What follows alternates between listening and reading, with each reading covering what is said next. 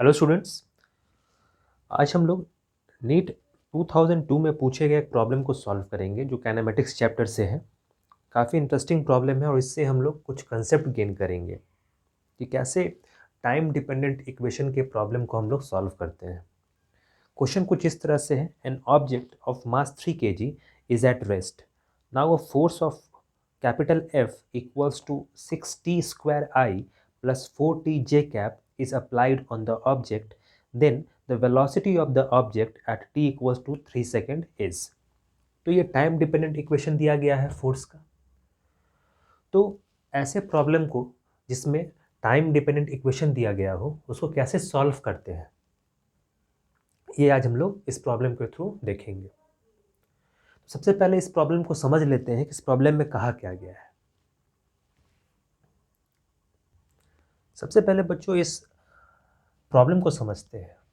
Problem में 3 kg का एक ऑब्जेक्ट गिवन है, ठीक है। 3 kg का एक ऑब्जेक्ट गिवन है जिसपे ये फोर्स एक्ट कर रहा है। इस फोर्स के बारे में इंफॉर्मेशन क्या है कि ये टाइम डिपेंडेंट फोर्स है, एक कांस्टेंट फोर्स नहीं है, समय के अनुसार ये फोर्स बदल रहा है। और यहीं पे ये बाकी प्रॉब्लम से डिफरेंट हो गया। जहाँ भी हम लोग जनरली सवाल सॉल्व करते हैं वहाँ फोर्स या तो कांस्टेंट होता है या जो भी इंफॉर्मेशन गिवन है वो कांस्टेंट होता है। यहाँ पे टाइम डिपेंडेंट फोर्स है, टाइम के साथ ये फोर्स वेरी करता रहेगा, ठीक है। तो इस फोर्स के कारण इसके वेलोसिटी पर असर पड़ेगा। सिंस ये फोर्स चेंज हो रहा है तो वेलोसिटी भी चेंज होगा। तो at t equals to 3 second velocity क्या था इस ऑब्जेक्ट का, ये पूछा जा रहा है। तो इस प्रॉब्लम को हम लोग कैसे प्रोसीड करेंगे, तो यहाँ F equals to 6t square i cap plus 4t j cap दिया गया है। फोर्स को हम लोग मास टाइम एक्सेलरेशन लिखते हैं, तो लिख लेते हैं mass time acceleration equals to 60 square i cap plus 4t j cap. Confusion ना हो इसलिए हम लोग यहाँ पे वेक्टर साइन शो नहीं कर रहे हैं। वो अंडरस्टूड है कि फोर्स एक वेक्टर क्वांटिटी है और साथ में आई और जे कैप है तो वेक्टर क्वांटिटी है। अब फर्दर हम लोग वेलोसिटी का टाइम डिपेंडेंट इक्वेशन निकालना चाह रहे हैं। ऐसा इसलिए कि वेलोसिटी 3 सेकंड पे क्या होगा, अगर ये पता करना है तो वेलोसिटी को टाइम के रूप में रिप्रेजेंट करना होगा। तो अगर हम लोग वेलोसिटी को टाइम डिपेंडेंट इक्वेशन के रूप में लिख पाए तब आसानी से बता सकते हैं कि वेलोसिटी 3rd सेकंड पे कितना होगा। तो मेन मकसद यहाँ पे क्या है कि हम लोग इस इक्वेशन के हेल्प से जो गिवन इंफॉर्मेशन है हम लोग वेलोसिटी टाइम डिपेंडेंट निकाल पाए। अब एक्सेलरेशन को हम लोग वेलोसिटी के टर्म्स में जानते हैं, कैसे लिख सकते हैं, m एक्सेलरेशन होता है dv/dt। बस ये चेंज करने आना चाहिए। एक्सेलरेशन कितना होता है dv/dt equals to 6t square i cap plus 4t j cap, ऐसा होगा। अब आसान हो जाएगा इक्वेशन, dt को इस तरफ ले जाएंगे और बाकी को वैसे का वैसे ही रहने देंगे। तो m dv equals to 6t square dt i cap plus 4t dt j cap. अलग अलग कंपोनेंट्स को हम लोग इस तरह से शो करेंगे। ये आई कैप के साथ है तो ये इस तरह से लिख लेंगे और ये जे कैप के साथ अलग से लिख लेंगे, कुछ कंफ्यूजन नहीं होना चाहिए। अब हम लोग इंटीग्रेट कर सकते हैं।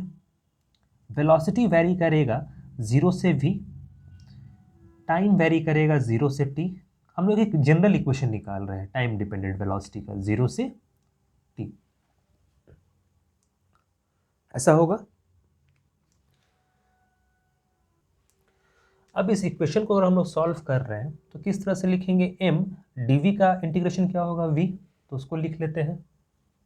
ये हो जाएगा m v लिमिट 0 से v तक, ऐसा होगा, equals to 6t square dt मतलब t³ / 3, तो 6t³ / 3 लिमिट 0 से t तक, ऐसा होगा। प्लस यहाँ आई कैप भी लिख लेते हैं, जो कंपोनेंट है आई कैप प्लस 4t dt है, तो ये हो जाएगा 4t² / 2 0 से t j कैप, ऐसा होगा। अब काफ़ी आसान है इसको सॉल्व करना।